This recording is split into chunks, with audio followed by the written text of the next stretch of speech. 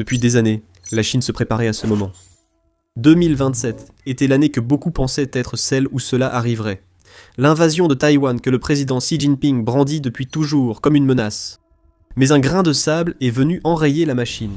La machine de guerre chinoise a été forcée de s'arrêter avant même d'avoir démarré, et tout cela grâce à une nation située à des milliers de kilomètres. L'Ukraine a mis fin à l'invasion de Taïwan par la Chine, et même les États-Unis sont choqués par l'impact que l'Ukraine a eu sur les plans de Xi. Ce que fait l'Ukraine n'implique même pas directement Taïwan, et pourtant cela rend Xi furieux. Les plans de la Chine sont retardés, alors que son président est frustré, et tout cela se produit à cause de ce que l'Ukraine fait pour défendre son territoire contre la Russie. En plus de 4 ans de combat, l'Ukraine a totalement bouleversé les certitudes de la Chine sur une éventuelle invasion de Taïwan.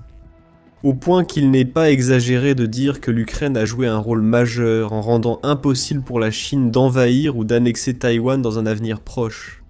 C'est une affirmation audacieuse, non? Mais cela commence à avoir beaucoup plus de sens quand on réalise que la guerre en Ukraine a apporté de nouvelles tactiques et de nouvelles façons de combattre que toutes les nations d'Asie du Sud-Est, et surtout Taïwan, observent et sont en train d'adopter. Ce que l'Ukraine a fait, c'est établir le modèle de ce qu'une nation plus petite doit faire pour se défendre contre une force militaire qui paraît bien plus puissante sur le papier. Ce modèle n'est pas propre à l'Ukraine. Il peut fonctionner pour n'importe quelle nation qui choisit de l'adopter. Et dans le cas spécifique de Taïwan, ce modèle pourrait mettre fin complètement à la guerre pour la Chine. Ce qui s'est passé ces 4 dernières années a complètement pris ici au dépourvu. Ces hypothèses sur l'invasion de Taïwan ont été réduites en poussière. Avant d'en arriver là, examinons le plan chinois. Depuis que Xi est arrivé au pouvoir, il a consacré d'énormes ressources à transformer la Chine en l'une des puissances militaires les plus impressionnantes du monde. Depuis des années, les dépenses militaires explosent en Chine et Xi ne compte pas stopper ce flux d'argent. Au cours des 3 années jusqu'en 2026, la Chine a augmenté son budget annuel de la défense de 7,2% par an et 2026 apportera une nouvelle hausse de 7%. Ces dépenses ont permis de constituer une force largement capable de prendre Taïwan. Global Firepower affirme que la Chine possède la 3e armée la plus puissante du monde. La marine chinoise est la plus grande au monde par le nombre d'unités et la 2e après les États-Unis pour le tonnage. La Chine possède des porte-avions et des porte-hélicoptères. Elle dispose de plus de 3500 appareils dans son armée de l'air, dont près de 1500 avions de chasse. De toute évidence, la Chine est passée du statut d'homme malade de l'Asie à celui de force militaire la plus dominante de la région, du moins sur le papier. Cette montée en puissance militaire devait jouer un rôle clé dans les préparatifs chinois pour Taïwan. La stratégie serait simple et classique, fondée sur ce que Xi pensait des tactiques militaires modernes. D'abord, un blocus, puis une ruse. Ces dernières années ont clairement montré que la Chine a l'intention d'utiliser sa marine massive pour établir un blocus autour de Taïwan, destiné à étouffer l'armée taïwanaise. Un blocus empêche les exportations de sortir et les importations d'entrer à Taïwan, et c'est une stratégie réalisable. Il suffit d'observer l'Iran et les États-Unis dans le détroit d'Ormuz pour le constater. La soi-disant mission Justice 2025 que la Chine a organisée entre le 29 et le 30 décembre montre ce que la Chine a en tête. L'exercice militaire autour de Taïwan a mobilisé navires et avions chinois passant par la mer de Chine orientale, la mer des Philippines et le détroit de Taïwan. Dans le cadre de ces jeux de guerre, la Chine a simulé un blocus autour de Taïwan, qu'elle entend mettre en œuvre à la fois pour préparer une invasion amphibie et pour alimenter la partie d'usure de sa stratégie. En parlant d'usure, l'autre objectif de la Chine, en constituant une force militaire aussi massive, était de pouvoir submerger Taïwan uniquement par la quantité de ses ressources. C'était, et c'est toujours, la stratégie russe en Ukraine. En fait, c'est la stratégie que la Russie utilise depuis l'époque soviétique et même bien avant. Il suffit d'avoir plus de soldats, de chars, de navires, d'avions et d'équipements. Au final, l'ennemi s'effondrera, car la guerre classique exige de nombreuses ressources, et le pays le plus petit en a toujours moins que le plus grand pays. C'était le plan chinois pour Taïwan. Blocus, invasion, attrition. Le problème de la Chine et le salut de Taïwan, comme mentionné plus tôt dans la vidéo. Cette stratégie fonctionne seulement si l'adversaire mène le même type de guerre. Ce n'est pas ce que l'Ukraine a fait contre la Russie, et cela signifie que toutes les hypothèses que la Chine avait faites concernant son invasion de Taïwan, tant sur le plan naval que terrestre, n'existent tout simplement plus. L'Ukraine a montré que des stratégies de guerre modernes permettent à une petite nation de résister à une invasion. C'est ce qui se passe actuellement en Ukraine. Une guerre d'usure qui ne dépend plus seulement des ressources. Il faut trouver les moyens les plus rentables de détruire ce que l'ennemi apporte sur le champ de bataille. Vous pouvez probablement déjà deviner de quoi nous allons parler ici. Drones. L'Ukraine en a, Taïwan en veut, et la Chine les craint. L'invasion de Taïwan souhaitée par Xi n'a jamais été une tâche simple, peu importe combien d'argent, de main-d'œuvre et de matériel militaire il y consacrait. De nombreux obstacles restaient à surmonter. Le détroit de Taïwan a des mers très agitées une grande partie de l'année, ce qui pourrait imposer des pauses à l'effort d'invasion. Peu de plages de débarquement sont accessibles par le détroit, et elles seront toutes fortement défendues par les Taïwanais. La mousson, les typhons, les montagnes et une défense redoutable attendent les soldats chinois participant à cette invasion. Les plans initiaux d'invasion de Taïwan supposaient que la Chine se prépare à des pertes massives, pouvant atteindre des centaines de milliers ou des millions. C'est ce coût énorme qui a poussé la Chine à passer autant de temps à se préparer à une invasion, et si l'on ne regardait que les chiffres bruts, on devrait s'attendre à ce qu'elle écrase complètement l'armée taïwanaise. Les missiles sont devenus un élément clé de la stratégie de la Chine, même si elle sait que Taïwan dispose des défenses nécessaires pour s'en protéger assez efficacement. Le blocus naval restait plus important, bien qu'il ait deux inconvénients. Premièrement, tous les navires utilisés pour le blocus ne peuvent pas être utilisés pour l'invasion elle-même. Ensuite, point crucial, les navires du blocus de la Chine deviennent des cibles faciles. C'est ici que tout change, et que le plan de l'Ukraine contre la Russie prend tout son sens. Si la Chine prévoit un blocus naval, l'Ukraine peut offrir à Taïwan ce dont elle a besoin pour le surmonter, même si Taïwan est bien plus petite. Comment le savons-nous ? La mer Noire révèle tout. Avant de commencer, voici pourquoi nous faisons The Military Show, expliquer le déplacement du pouvoir sur le champ de bataille. Si vous êtes nouveau sur la chaîne, assurez-vous de vous abonner pour voir plus de vidéos comme celle-ci. Ce que la Chine espère faire dans le détroit de Taïwan et les eaux environnantes est similaire à ce que la Russie espérait faire en mer Noire. Grâce à ses navires de guerre, la Russie voulait faire de la mer Noire une zone mortelle pour les cargos ukrainiens et l'utiliser comme voie sûre pour acheminer troupes et matériel vers l'Ukraine via la Crimée et la Russie. Mais aujourd'hui, la mer Noire est pratiquement dépourvue de la célèbre flotte russe qui portait son nom. Les drones maritimes et aériens ukrainiens y sont pour beaucoup. Ils pourraient être le facteur décisif dont Taïwan a besoin pour contrer les plans de Xi. Les drones maritimes ukrainiens sont présents en mer Noire depuis des années, et ont refait la une le 3 mai. Lâchés contre une paire de pétroliers de la flotte fantôme russe à Novorossiysk, les drones ukrainiens ont causé d'importants dégâts aux navires stationnés dans le port. Novorossiysk est désormais le lieu où la flotte de la mer Noire stationne, après que les attaques de drones et de missiles ukrainiens l'ont forcé à quitter sa base traditionnelle de Sébastopol. Ce que nous voyons ici, c'est l'Ukraine qui défie une fois de plus la puissance navale russe, et elle le fait en utilisant une stratégie asymétrique à laquelle les navires de guerre traditionnels ne peuvent tout simplement pas faire face. Plus d'un tiers de la flotte russe de la mer Noire a été mis hors de combat dans la guerre en Ukraine par des drones et des missiles. Ce blocus, supposé être mené par des navires hors de portée de l'Ukraine, est devenu une retraite humiliante pour la Russie, imprévue lors de l'invasion de Poutine. Nous avons évoqué le plan directeur plus tôt. L'exemple de l'Ukraine en mer Noire peut s'appliquer au détroit de Taïwan et alentour. La Russie a été pratiquement vaincue en mer Noire. Bien que la marine russe ait toujours été plus faible qu'elle ne le paraissait, et certainement moins moderne que la marine chinoise, Xi aura vu ce qui est arrivé aux navires de Poutine. Les leçons de la mer Noire ont été prises à cœur. Quelle que soit la taille ou la puissance de vos navires de guerre, dès qu'ils approchent l'ennemi ou doivent rester immobiles lors d'un blocus, ils deviennent vulnérables aux missiles et drones. À l'exemple de l'Ukraine, Taïwan pourrait recourir à des drones maritimes et aériens pour briser le blocus chinois. Taïwan est aussi bien mieux placé que l'Ukraine pour les missiles anti-navires. Comme l'a révélé le Taipei Times le 11 mars, Taïwan dispose d'environ 1000 missiles anti-navires Zhongfeng 2 et 3, développés localement, prêts à être utilisés avec 400 missiles Harpoon fabriqués aux États-Unis. Les premiers sont suffisamment puissants pour dévaster des porte-avions entiers. Taïwan sait que ce que l'Ukraine peut apporter pourrait ruiner les plans de la Chine. L'Ukraine en est consciente, et noue des partenariats à travers l'Asie, y compris avec une nation inattendue, qui sera révélée à la fin de la vidéo, pour signaler à la Chine que les ambitions de Xi seront freinées. Taïwan et l'Ukraine ont renforcé leurs liens depuis l'invasion de Poutine, car Taïwan perçoit des parallèles entre ses actes et les intentions de Xi. Dès novembre 2023, Taïwan signait des protocoles d'accord avec l'Ukraine, alors qu'il participait à une conférence dédiée à la reconstruction de l'Ukraine. Taïwan a fourni une aide humanitaire à l'Ukraine pendant une grande partie de l'invasion, et la relation naissante n'a fait que se renforcer depuis la signature des 6 protocoles d'accord en Pologne en 2023.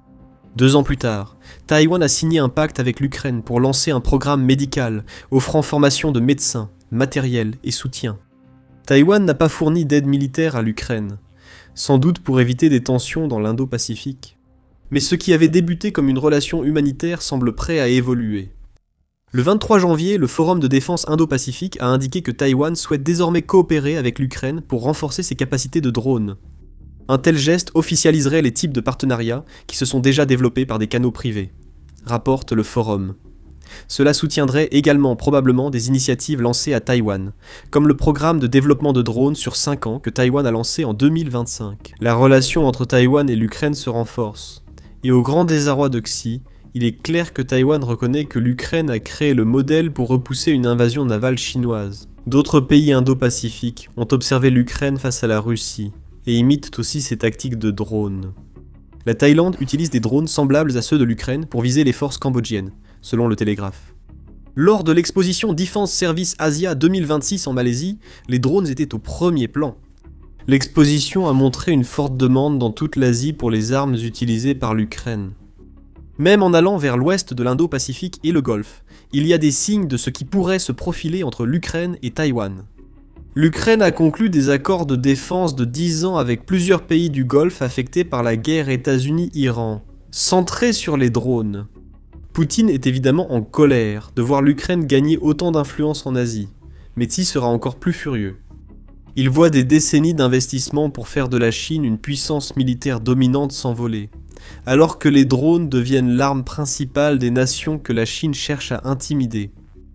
Xi a vu Taïwan forger un partenariat étroit avec une Ukraine très ouverte et sait qu'une invasion pousserait l'Ukraine à fournir drones et expertise à Taïwan, comme elle le fait dans le Golfe. Le fait même que cela se produise montre à Xi qu'il ne peut pas compter sur Poutine et ses forces pour détourner l'Ukraine de ses relations. L'objectif de la Chine était d'isoler Taïwan.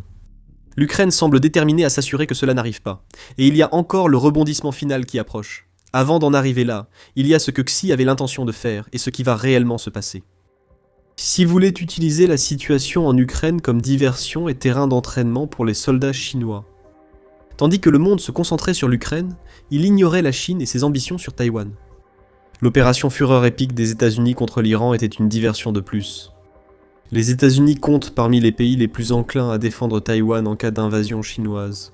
Malgré des propos souvent contradictoires, Donald Trump a assuré que Taïwan serait en sécurité tant qu'il serait président. Toute diversion, comme en Iran, profite à Xi. La Chine aurait même envoyé environ 200 soldats en Ukraine, selon The Hill, en avril 2025 soi-disant, pour qu'ils puissent tirer des leçons de ce qu'ils observent sur les lignes de front. La guerre en Ukraine devait ouvrir la voie à l'invasion de Taïwan par la Chine. Aujourd'hui, cette guerre offre à Taïwan des enseignements, et bientôt peut-être l'équipement pour se défendre. La réalité que Xi a été forcé d'accepter est simple. La Chine redoute l'impact des drones sur ses navires en cas d'invasion de Taïwan. L'Ukraine et Taïwan ne coopèrent pas encore sur la fabrication de drones, mais la crainte persiste car Xi sait que l'Ukraine a montré la voie à suivre pour Taïwan. Nous constatons aussi que le calcul de l'invasion de Taïwan par la Chine a évolué. Vous souvenez-vous que nous avions dit que beaucoup pensaient que la Chine visait à envahir Taïwan en 2027 ? Cela ne semble plus être le cas. Sky News rapporte que les agences de renseignement américaines pensent que la Chine ne prévoit plus d'envahir en 2027 et cherche plutôt à prendre le contrôle de l'île sans aucune forme de frappe militaire. C'est un revirement total, et ce n'est pas une coïncidence. Les petits drones aériens bon marché, surtout ceux ayant la portée nécessaire pour contrer des idées chinoises innovantes, comme une jetée mobile facilitant l'invasion de Taïwan, seront mortels pour la Chine. Les drones maritimes ayant coulé des navires russes en mer Noire pourraient aussi menacer les navires de guerre chinois, qu'ils tentent un blocus ou traversent le détroit de Taïwan pour un débarquement amphibie. Certes, La Chine a une puissance navale supérieure à la Russie en mer Noire face à Taïwan, mais elle ne peut pas non plus acheminer ses troupes vers Taïwan par voie terrestre, contrairement à la Russie en Ukraine. Ce sont des débarquements amphibies et aériens uniquement. La stratégie de drone de l'Ukraine surmonte parfaitement les deux obstacles. Voici le rebondissement. Xi doit aussi s'inquiéter d'autres pays que l'Ukraine et Taïwan. En Inde, il y a des signes que l'Ukraine y renforce aussi son influence. L'Inde, comme la Chine, profite des prix du pétrole russe réduits par les sanctions, mais a aussi modifié sa posture de défense depuis le début de la guerre en Ukraine. Une nation qui voyait autrefois 76% de ses importations d'armes provenir de Russie entre 2009 et 2013 a réduit ses achats d'armes russes, au point qu'elles ne représentaient plus que 36% des importations entre 2019 et 2023. L'Ukraine pourrait remplacer la Russie comme fournisseur d'armes à l'Inde. Le 29 janvier, il a été révélé que l'Inde avait acheté des drones V-BAT qui ont été testés au combat en Ukraine, ce qui montre que l'un des plus grands rivaux de la Chine pour la domination asiatique commence aussi à tirer des leçons de la nation qui a offert un modèle si puissant à Taïwan. C'est un problème pour la Chine. Si l'Inde commence à soutenir l'Ukraine et vice-versa, cela devient une cible beaucoup plus difficile à pénétrer pour la Chine. Évidemment, il en va de même pour Taïwan, comme nous l'avons expliqué, ainsi que pour toute la région Indo-Pacifique. Après des années à rattraper son retard, la plus grande armée du monde est désormais l'acteur majeur de l'Indo-Pacifique. La Chine doit revoir ses plans pour imposer sa domination militaire. Et il existe désormais une possibilité, même minime, que la Chine décide d'annuler complètement ses plans pour Taïwan, et se concentre plutôt sur un autre pays qui possède un territoire auquel la Chine prétend. Ce pays, c'est la Russie. Et Vladimir Poutine pourrait bientôt découvrir que le véritable aboutissement de son invasion de l'Ukraine est qu'il devienne le dernier domino à tomber dans une série d'événements géopolitiques qu'il n'avait jamais anticipés. Son invasion a rendu l'Ukraine plus forte. Le développement par l'Ukraine de sa défense basée sur les drones a inspiré d'autres petits pays comme Taïwan. La Chine rencontre de graves problèmes dans l'Indo-Pacifique à cause de l'évolution des connaissances sur la guerre moderne. Et ce changement pourrait amener la Chine à tourner son attention vers le nord, afin de s'emparer des terres russes, où une grande partie de la population parle déjà chinois. Se pourrait-il que Xi et Poutine finissent alliés par se retourner l'un contre l'autre ? Ce retournement de situation paraissait inimaginable il y a quelques années, quand la Chine privilégiait Taïwan. Nous assistons peut-être déjà à l'infiltration progressive de la Chine en Russie. Xi profite depuis un certain temps déjà de la détresse croissante de Poutine. Après avoir passé des années à agir comme si la soumission de Taïwan à la Chine était inévitable, le président Xi Jinping vient de recevoir un avertissement. Un élément redoutable vient d'entrer dans le détroit de Taïwan et a humilié la Chine par une démonstration de force. Mais surprise, cette démonstration de force ne venait pas de Taïwan. C'est un autre ennemi de la Chine dans l'Indo-Pacifique, qui vient de révéler qu'il peut anéantir la Chine à tout moment, et n'importe où. Le Japon est entré dans l'arène, et il l'a fait avec fracas. Le 17 avril, on a appris qu'un navire de guerre japonais avait surpris la Chine par un exploit inattendu. Après environ 40 jours d'exercice militaire chinois dans le détroit de Taïwan, le Japon a répliqué par une démonstration de force. Il a envoyé le JS Ikazuchi, l'un de ses destroyers les plus puissants, dans ce même détroit, où il est resté pendant 14 heures, avant de choisir de partir de son propre chef. La Chine n'a pas envoyé de navire, sachant qu'elle ne pouvait rien faire face aux actions du Japon. Une gifle de 14 heures a été infligée à Xi dans un geste historique, provocateur, et comme vous l'apprendrez si vous continuez à regarder, un signal clair à la Chine que la stratégie militaire passive du Japon appartient bel et bien au passé. Cette décision a des conséquences géopolitiques et géographiques évidentes, aucune n'étant favorable à la Chine ou à ses alliés. Avant d'entrer dans tous ces détails, il faut d'abord parler du navire que le Japon a envoyé. La Chine n'a pas tenté d'égaler la puissance du destroyer japonais, car le JS Ikazuchi est un navire spécial. Mis en service en mars 2001, ce navire a de solides caractéristiques de base. Il peut atteindre une vitesse maximale de 30 nœuds, ce qui équivaut à environ 56 km/h, et il est équipé d'un large éventail d'armes qui en font une menace aussi bien pour les cibles navales qu'aériennes. Un canon Automelara de 76 mm est accompagné d'une paire de systèmes d'armes rapprochés Phalanx de 20 mm, capables de pulvériser leurs cibles en tirant jusqu'à 4500 coups par minute.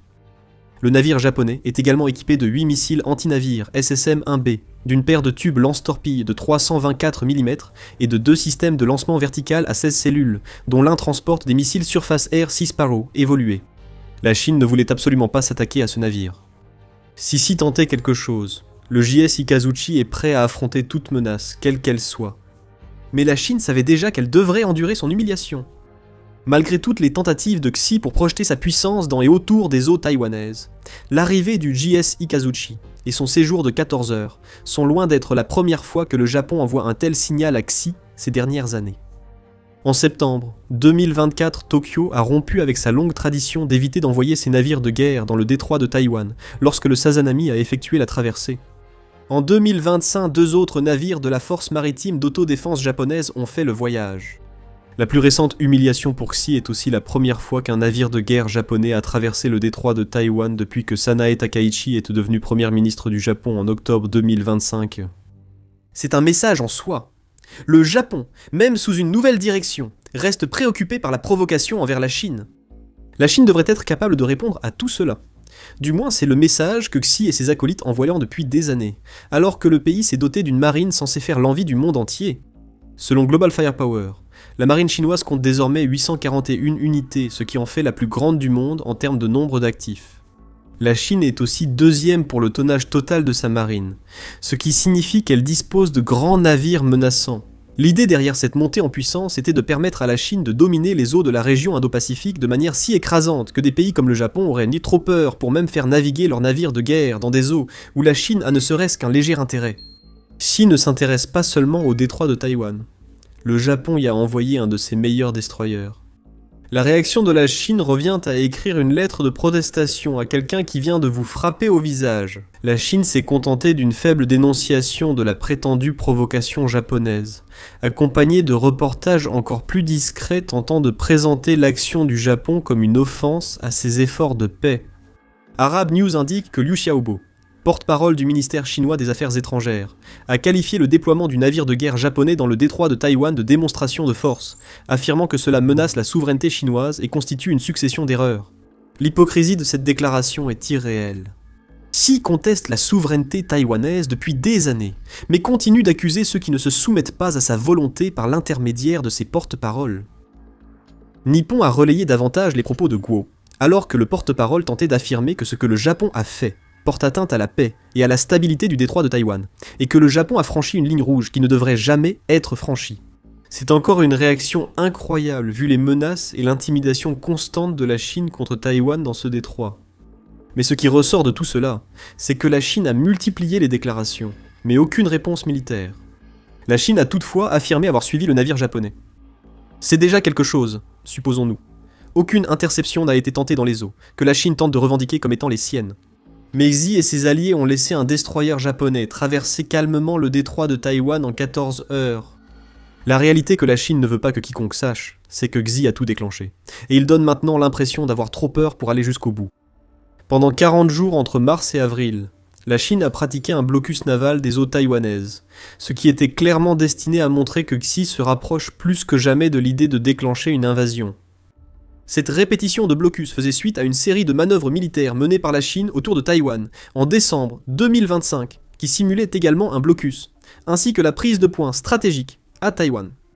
L'exercice impliquait l'armée populaire de libération, la marine, l'armée de l'air et la force des fusées chinoises. La mission Justice 2025, comme la Chine l'a appelée, a également eu lieu juste après que les États-Unis ont approuvé un paquet d'armes de 11 milliards de dollars à Taïwan, l'un des plus importants jamais livrés par les États-Unis. Donc, c'est le Japon qui menace la paix dans le détroit de Taïwan, non?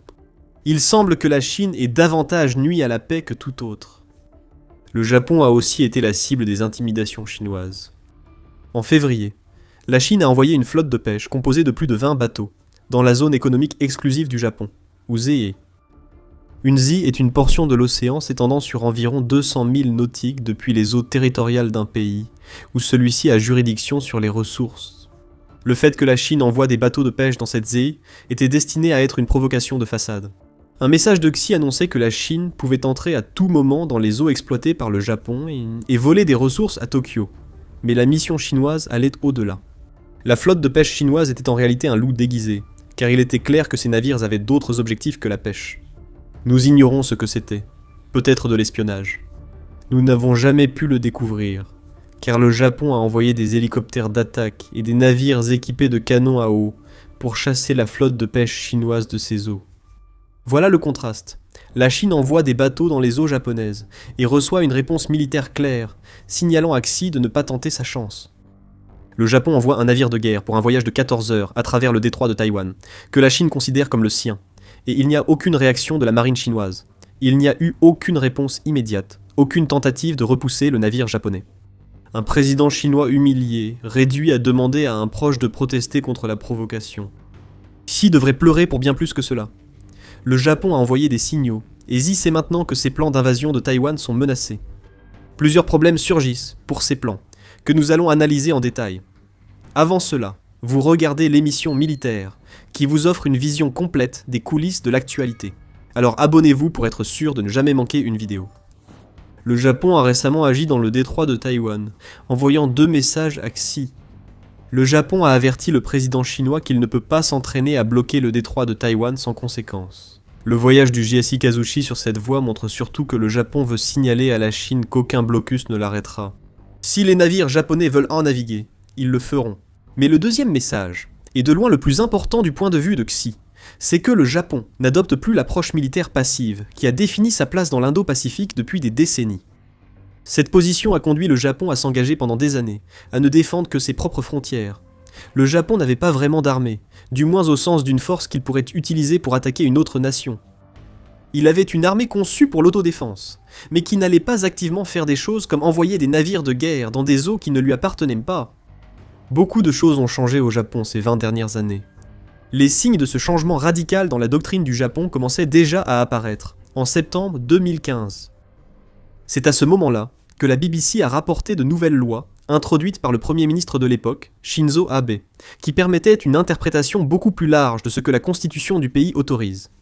La Constitution, notamment l'article 9 adopté après la Seconde Guerre mondiale, affirme que le peuple japonais renonce à jamais à la guerre et à l'usage de la force.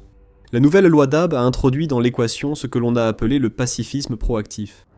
En résumé, les menaces sur la sécurité nationale du Japon rendaient l'ancienne constitution obsolète.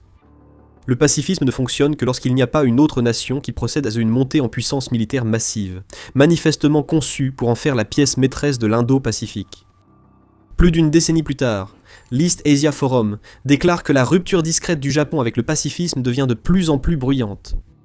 Le pays a instauré son mécanisme d'aide officielle à la sécurité, OSA, lui permettant de fournir du matériel de défense japonais aux pays jugés partageant les mêmes idées par le Japon. Ce programme, mis en place en 2023, est clairement conçu pour équiper les nations qui luttent contre la tyrannie.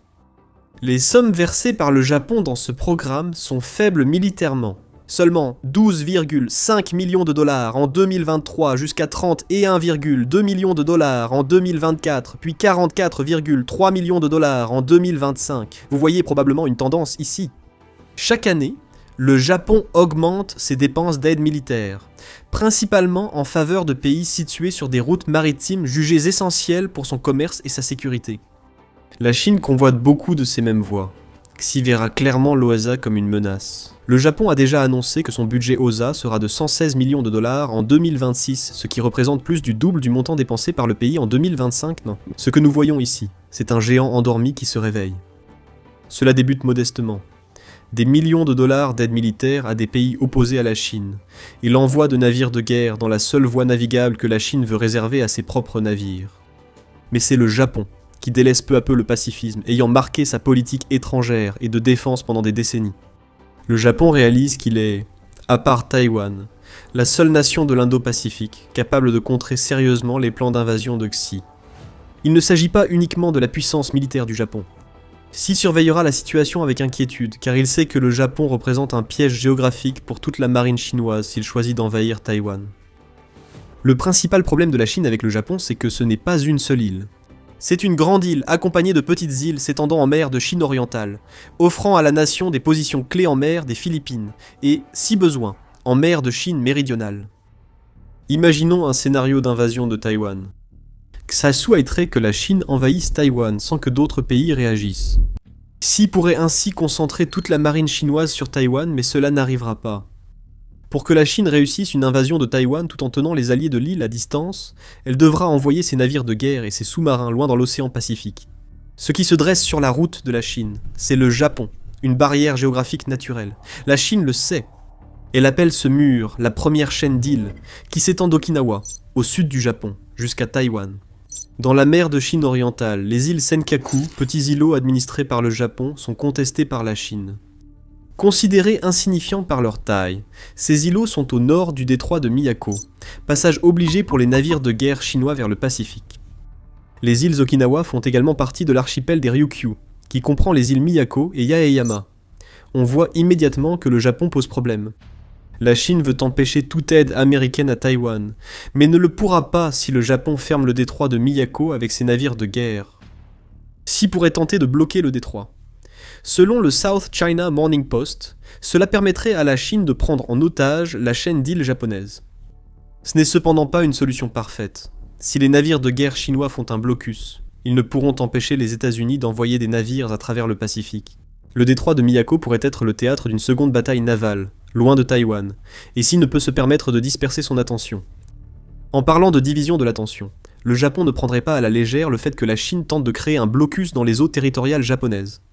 La Chine pourrait tenter, mais le Japon déploierait sans doute sa marine et viserait aussi les navires chinois avec des missiles depuis le continent et les îles que la Chine chercherait à neutraliser. Xi doit aussi gérer le problème d'Okinawa, sans doute le symbole le plus marquant de la coopération militaire nippo-américaine. Actuellement, les États-Unis possèdent plusieurs bases militaires et 80 000 personnes à Okinawa. Parmi ces 80 000 personnes, près de 30 000 sont des militaires en service actif, issus de toutes les branches des forces armées américaines. La présence américaine implique qu'une attaque chinoise contre Okinawa, probable si le détroit de Miyako était bloqué par l'un des pays, entraînerait l'implication des États-Unis dans l'invasion chinoise de Taïwan. Les États-Unis pourraient être impliqués, mais auraient une raison supplémentaire d'intervenir si des missiles chinois frappaient des bases américaines. Le Japon s'y prépare discrètement depuis un certain temps. S'il doit instaurer un blocus, il dispose des navires nécessaires pour le faire. Des navires comme le JSC Kizuchi seraient bien sûr inestimables, mais peut-être encore plus importants seraient les porte-hélicoptères japonais, le JS Izumo et le JS Kaga. Ces porte-hélicoptères ne transportent plus seulement des hélicoptères. Le Japon les a modernisés afin qu'ils puissent chacun embarquer entre 12 et 15 F-35B. Avec cette puissance aérienne et 48 destroyers modernes, le Japon peut rivaliser avec la marine chinoise, sinon en nombre, au moins en puissance de feu. Au minimum, c'est une marine qui pourrait effectuer un blocus du détroit de Miyako, qui tiendrait jusqu'à l'arrivée des porte-avions et des destroyers américains. Peut-être qu'elle pouvait espérer que le Japon ne voudrait tout simplement pas s'impliquer dans un conflit concernant Taïwan, mais ses espoirs ont été anéantis. Quelques semaines après son entrée en fonction, Sanichi Takaichi a affirmé que toute attaque militaire chinoise contre Taïwan serait vue par le Japon comme une menace à sa survie. Même sans le changement évident de doctrine, qui était auparavant axé sur l'autodéfense, que nous avons observé, il s'agit là d'une indication claire que le Japon combattrait la Chine si Xi mettait à exécution ses plans d'invasion de Taïwan. Il n'y a aucune ambiguïté ici. C'est explicite. Le Japon affirme à la Chine que les projets de Xi représentent une menace obligeant le Japon à envisager une réponse militaire. Xi pensait être le faiseur de roi dans l'Indo-Pacifique. Avec un seul navire de guerre, le Japon a prouvé que ce n'était pas le cas, laissant le président chinois humilié. C'est un classique du sous-entendu japonais, au message fort et clair. Quant à ce qui va se passer ensuite, il y aura encore plus de tiraillements entre la Chine et le Japon. Le 20 avril, First Post a indiqué que la Chine avait déployé des navires de guerre pour des exercices dans le Pacifique, en même temps que les manœuvres conjointes des États-Unis, du Japon et des Philippines. La Chine tente de retrouver sa fierté, mais son message reste faible, tandis que le Japon met en avant les partenariats qui préoccupent de Pékin. À des milliers de kilomètres, un allié de Xi subit les répercussions. Le 15 avril, Vladimir Poutine a envoyé 2 frégates et un navire de ravitaillement de la flotte du Pacifique en Chine pour 5 jours. Le moment choisi par le Japon pour agir dans le détroit de Taïwan n'aura pas échappé à Vladimir Poutine. Xi a compris le message principal, mais le Japon a aussi signalé à Vladimir Poutine que ses tentatives de rapprochement avec Xi ne passent pas inaperçues. Un destroyer japonais ultramoderne répond parfaitement aux anciennes frégates russes envoyées en Chine. Le Japon a déployé une force redoutable dans le détroit de Taïwan, impuissant face à Xi et Poutine. L'équilibre des forces en Asie de l'Est a changé, et pas d'une manière que la Chine, la Corée du Nord ou la Russie apprécieront.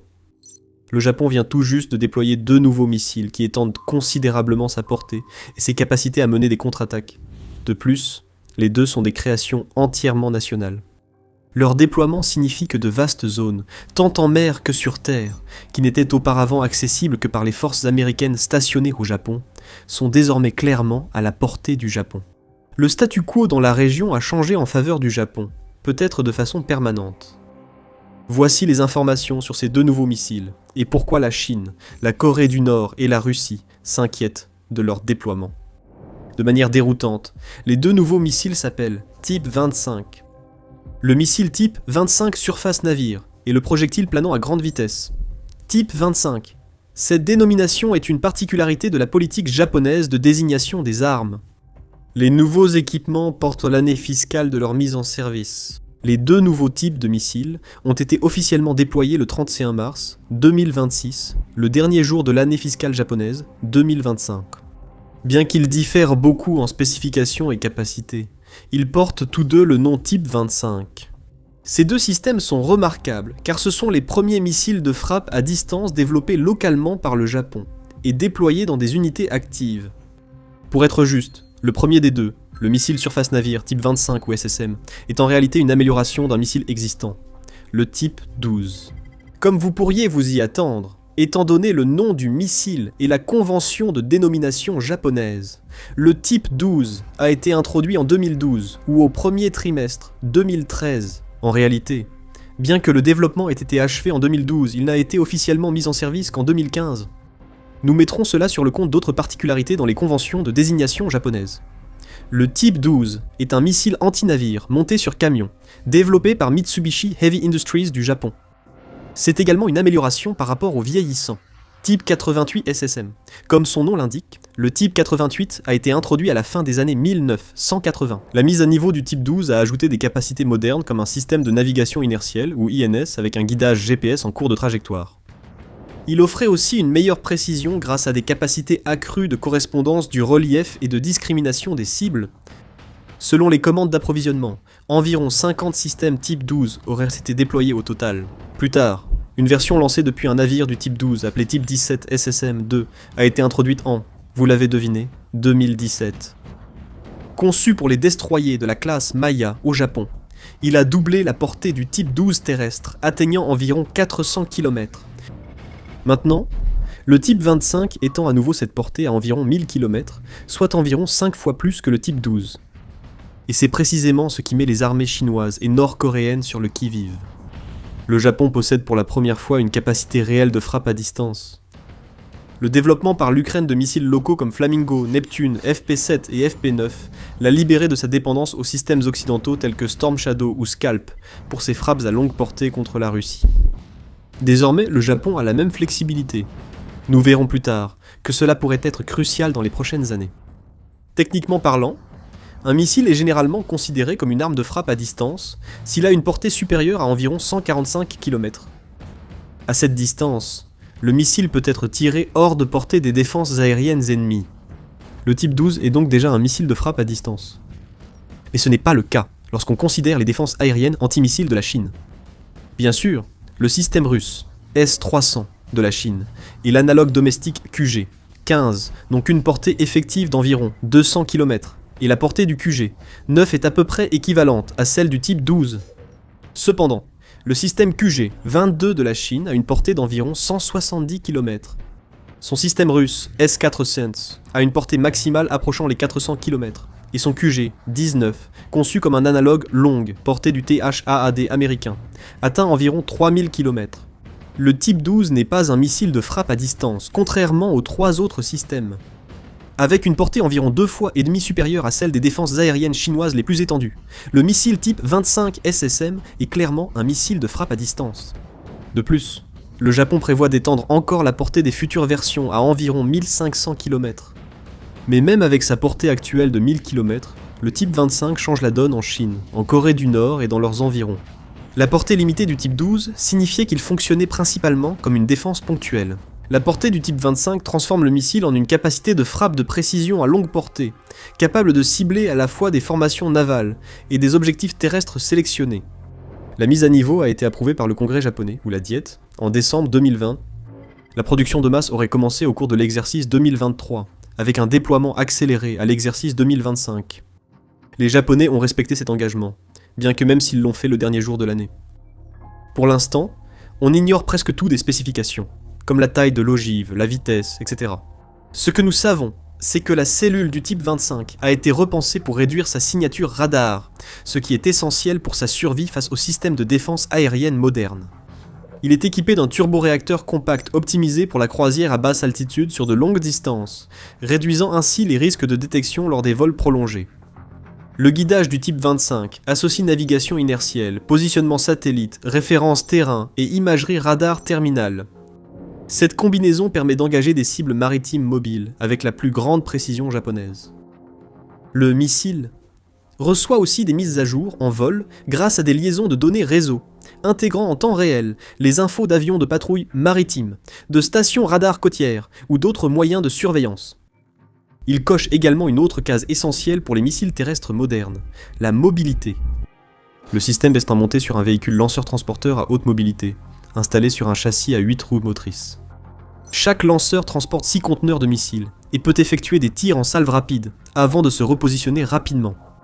La guerre en Ukraine, à l'ère de la surveillance omniprésente et des drones kamikazes, a montré que la capacité de tirer et de se déplacer est décisive. Grâce à la géographie montagneuse du Japon, les lanceurs peuvent se disperser sur les côtes ou les îles, tirer puis se déplacer rapidement avant que l'ennemi ne les cible pour des contre-attaques. Bien que le système soit appelé à être largement déployé dans les forces armées japonaises, le choix des premiers emplacements reste stratégique. Comment ça ? Les premières unités opérationnelles ont été déployées au Kankangun, dans la préfecture de Kunimoto. Depuis cette base, de nombreuses cibles chinoises et nord-coréennes sont désormais accessibles. Toute la péninsule coréenne, y compris la Corée du Nord, est désormais à portée du Japon pour des frappes offensives sur des cibles terrestres ou navales. Le camarade respecté Kim Jong-un, comme le peuple appelle le dirigeant suprême de la Corée du Nord, pouvait toujours frapper le Japon avec des missiles. Son père, Kim Jong-il, qui a précédé Kim Jong-un en tant que dirigeant suprême et a dirigé de 1994 jusqu'à sa mort en 2011 lorsque son fils a pris le relais, en était également capable. Kim Jong-il a également hérité de la capacité de frapper le Japon de son père, Kim Il-sung, le fondateur et premier dirigeant de la Corée du Nord. Au milieu des années 1990, Kim l'aîné avait développé le missile balistique Hwasong, c'est également connu sous le nom de No-dong, et l'avait mis en production en série, mais il est décédé en 1994, l'année précédant son entrée en service. Une version modifiée du tristement célèbre Scud, avec une portée d'environ 1300 km, le Nodang, pouvait atteindre de manière fiable Osaka, Tokyo, ainsi que la majeure partie du sud et du centre du Japon. Et depuis lors, à chaque nouvelle génération de la dynastie Kim, la portée des capacités de la Corée du Nord n'a fait que croître. En plus du Nodong, l'actuel Kim dispose également du Hwasong 10, un missile balistique de portée intermédiaire avec une portée d'au moins 2400 km. Cela suffit pour atteindre tout le Japon depuis la Corée du Nord. Il possède aussi des ICBM intercontinentaux. Le Hwasong 14 a une portée estimée d'au moins 4000 miles, et le Hwasong 15 serait censé pouvoir atteindre le continent américain. Les deux pourraient sûrement atteindre le Japon. Et il y en avait d'autres. Pendant des décennies, la Corée du Nord pouvait frapper le Japon depuis une distance de sécurité, voire au-delà, alors que le Japon n'était pas en mesure de représenter une menace équivalente. Il ne pouvait que se défendre contre les missiles entrants, grâce à des systèmes de défense aérienne multicouches, comme les Patriot PAC-3 et Aegis SM-3.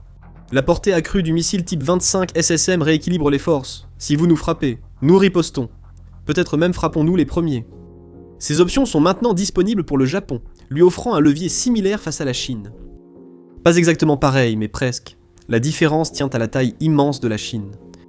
Le type 25 peut facilement couvrir l'ensemble de la Corée du Nord. La Chine, en revanche, s'étend sur près de 6 millions de miles carrés, et il y a la mer de Chine orientale entre elle et le Japon. Avec une portée de 1000 km, le missile type 25 ne couvre qu'un petit arc de l'ensemble du territoire chinois. Mais ce qu'il couvre déjà inquiète suffisamment Xi. Sur toute la longueur des îles du Japon, de nombreuses cibles de grande valeur du continent seront accessibles. Les plus attrayantes se situent certainement en extrême-orient chinois. Shanghai est désormais à portée, tout comme les grandes villes, les ports et les centres industriels comme Hangzhou et Ningbo. Ce ne sont pas seulement de grands centres de population accueillant certaines des entreprises et industries les plus importantes de la Chine et soutenant son commerce mondial. Le type 25 place également des installations militaires clés dans sa ligne de mire. L'aéroport de Zhangqiao à Hangzhou est une importante base aérienne militaire qui abrite la force aérienne chinoise, la 83e brigade de la force aérienne de l'APL. Les chasseurs bombardiers chinois JH-7A opèrent depuis cette base. Il y a une autre grande base à proximité, à Ningbo, la base navale de Ningbo. C'est le QG de la flotte de la mer de l'Est, de la marine de l'APL, et un centre de commandement clé pour les opérations navales en mer de Chine orientale. La base aérienne de Fuzhou, située près de la ville de Fuzhou, se trouve également à portée du type 25. Cette base aérienne est essentielle pour concentrer les forces face à Taïwan et pour les systèmes de missiles de défense aérienne chinois. De nombreuses autres installations importantes échappent sans doute à la portée souhaitée par Xi. C'est ainsi que cela a été jusqu'à présent. Comme dans le cas de la Corée du Nord, la Chine a bénéficié de l'avantage de pouvoir frapper le Japon avec des missiles à longue portée, alors que l'inverse n'était pas vrai. Le DF-21D, souvent appelé tueur de porte-avions, est entré en service au début des années 2010. Techniquement, c'est un missile balistique anti-navire, mais il peut bien sûr aussi frapper efficacement des cibles fixes sur Terre. Avec une portée allant jusqu'à 2150 km, il peut atteindre le territoire japonais, y compris les bases américaines à Okinawa. Le missile de croisière chinois lancé depuis le sol, le CG-10 ou DH-10 est capable de frappe de précision jusqu'à 1500 km de distance. Et son missile balistique à portée intermédiaire DF-26 a une portée de 4000 km, ce qui suffit à couvrir l'ensemble du Japon et au-delà. Comme avec la Corée du Nord, la portée du missile type 25 SSM permet d'atteindre des zones sensibles chinoises, offrant au Japon un important rééquilibrage des forces. Une troisième région où le nouveau missile perturbe le statu quo est la Russie. Depuis Siparo, au nord, les types 25 pourraient survoler le territoire russe et frapper les provinces du Heilongjiang et du Jilin en Chine. La région est un important grenier à blé et un corridor de transport clé en Chine. Les centres ferroviaires, comme Sui-Suifene et le corridor Liaoji, sont essentiels au transport terrestre vers les ports du nord de la Chine. Les zones frontalières sont devenues des centres dynamiques ces dernières années, grâce au commerce florissant qui résulte du fait que la Russie a été contrainte de réorienter une grande partie de ses échanges vers la Chine en raison des sanctions occidentales. Des projets ambitieux et coûteux visent à étendre l'infrastructure logistique, notamment vers les ports russes de l'Extrême-Orient. Une grande partie de ce nœud stratégique dans l'alliance sino-russe en pleine expansion se trouve désormais dans la ligne de mire du Japon, si jamais un conflit armé éclatait entre les deux nations. En fait, plusieurs de ces ports clés de l'extrême-orient russe se trouvent désormais également à portée du type 25. Pour être honnête, le Japon n'a pas besoin d'armes à longue portée pour frapper la Russie avec des engins qui explosent. Au point les plus proches, les deux nations ne sont séparées que par 26 ou 27 miles à travers le détroit de la Pérouse, qui sépare Hokkaido au Japon de Sakhalin en Russie. L'Ukraine possède des drones FPV simples à portée accrue. La portée accrue du type 25 place davantage de cibles problématiques à la portée du président russe Vladimir Poutine, dont des ports majeurs et des installations militaires. La flotte du Pacifique russe basée à Vladivostok est soudain à portée du Japon. Khabarovsk est un centre administratif et militaire clé, siège du district militaire de l'Est russe. Les relations entre le Japon et la Russie ont toujours été tendues, surtout depuis la position pro-ukrainienne du Japon. La Russie avait, comme la Chine et la Corée du Nord, un avantage en missiles de croisière sur le Japon, mais il n'existe plus. Le Japon ne peut pas frapper toute la Russie avec ses types 25, mais les zones atteignables pourraient compromettre les défenses russes en Extrême-Orient et nuire à son intégration économique avec la Chine. Ce seraient deux défaites stratégiques majeures pour Poutine. Vous voulez des actualités militaires récentes et des analyses des zones de tension. Retrouvez-les dans l'émission Militaire. Abonnez-vous à la chaîne dès maintenant pour rester pleinement informé de toutes les actualités et évolutions les plus importantes. Vous vous demandez sûrement pourquoi un pays aussi compétent techniquement que le Japon n'a pas encore développé de capacités offensives à distance. C'était un choix. Après sa lourde défaite pendant la Seconde Guerre mondiale, le Japon a adopté une posture militaire strictement défensive. Il ne produisait et n'achetait des armes que pour se défendre, jamais d'armement offensif. Cette posture a été permise par l'alliance militaire du Japon avec les États-Unis. En vertu du traité de coopération mutuelle et de sécurité, entré en vigueur en 1960, les États-Unis sont obligés de défendre le Japon s'il est attaqué. Ainsi, toutes les armes offensives présentes au Japon sont détenues par les forces américaines dans leurs principales bases. Les États-Unis peuvent frapper la Chine, la Corée du Nord ou la Russie depuis des F-15 Strike Eagle et F-35A Lightning II stationnés sur des bases telles que Kadena à Okinawa. Comme ils l'ont fait en Iran, Ces avions peuvent tirer des missiles de croisière à longue portée comme l'AGM-158 GASSM et l'AGM-88G RGM-E2R. Mais du point de vue du Japon, aussi étendue soit-elle, cette couverture de sécurité n'est plus suffisante. La situation sécuritaire régionale a radicalement changé. Le développement rapide d'armes offensives par la Chine et la Corée du Nord accroît fortement les risques pour le Japon. Alarmé par ces évolutions, le Japon a présenté en 2022 une stratégie de sécurité nationale, ou NSS, largement révisée et beaucoup plus offensive. La nouvelle NSS a identifié la Chine comme principale menace, et la Russie comme une menace majeure. Elle impose un quasi-doublement des dépenses de défense pour atteindre 2% du PIB d'ici 2027, soit le 1% qui était en vigueur auparavant. Plus important, le Japon s'est engagé pour la première fois à acquérir des capacités de contre-attaque, ouvrant la porte à l'armement offensif. Il pourrait maintenant utiliser des missiles de frappe à distance de sécurité comme le type 25 pour viser des bases ennemies en cas d'attaque imminente. Comme vous le voyez avec l'arrivée des 2 missiles type 25, le Japon s'empresse de concrétiser ce mandat. Le deuxième missile récemment dévoilé, portant la désignation type 25, appartient également à la catégorie des missiles à longue portée. Mais il a un profil de mission différent. Le projectile planant hypervitesse type 25 ou HVGP. Le HVGP, c'est la première arme planante hypersonique opérationnelle du Japon. La version qui vient d'être déployée, le bloc 1, a une portée estimée entre 300 et 500 km, mais ce n'est pas cela qui la rend spéciale. Le missile était lancé grâce à un propulseur à carburant solide qui se sépare à haute altitude. Cela permet aux planeurs de descendre à des vitesses hypersoniques, dépassant Mach 5, soit plus de 6000 km/h, tout en effectuant des trajectoires de manœuvre erratiques pour éviter l'interception. Le HVGP transporte une ogive planeur conique avec de petites ailettes de contrôle pour ajustements latéraux et verticaux. Comme son homonyme, il utilise la navigation satellite, des systèmes inertiels et une imagerie radar infrarouge pour le guidage. En raison de sa portée plus courte, le HVGP n'a pas au Japon la même valeur dissuasive que le SSM longue portée. Il est surtout destiné à défendre les îles éloignées, pas à mener des contre-attaques. Mais il compense son manque de portée par sa discrétion et polyvalence, le rendant idéal pour des profils opérationnels de contre-attaque rapprochés. La maniabilité du HVGP le rend extrêmement difficile à suivre et à abattre. Idéal pour attaquer des bases ennemies et cibler des actifs stratégiques, comme centres de commandement, groupes d'assaut amphibies ou ponts de porte-avions avec des ogives perforantes ou explosives. Dans des archipels très disputés, les HVGP pourraient à eux seuls servir de dissuasion. Les navires et sites de lancement ennemis devraient rester hors de portée, craignant des missiles furtifs quasi impossibles à intercepter. En nombre suffisant, la combinaison des missiles antinavires type 25 et des HVGP pourrait largement étendre la zone de défense japonaise pour couvrir la mer de Chine orientale et les environs de Taïwan. Les blocs 1 actuels servent principalement à l'entraînement et à la mise en service. Les variantes Bloc 2, prévues pour les années 2030, auront des portées de 2100 à 2900 km. Ce sera une menace de contre-attaque supérieure aux missiles antinavires type 25 actuels, tant en portée qu'en maniabilité. Le Japon prévoit aussi des variantes supplémentaires lancées depuis navires et avions pour l'exercice 2027 visant à créer une architecture de frappe en couches et distribuée. Cette architecture intègre des systèmes nationaux, comme les 2 nouveaux types 25, avec des systèmes établis provenant des alliés du Japon, principalement les États-Unis.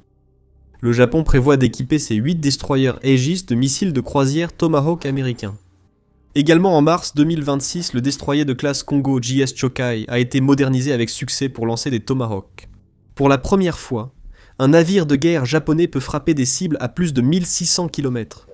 Le JS Chokai aurait achevé l'entraînement de l'équipage et les modifications à la base navale de San Diego plus tôt que prévu, avec des essais de tir réels programmés pour août 2026 avant de retourner à la base aéronavale de Sasebo.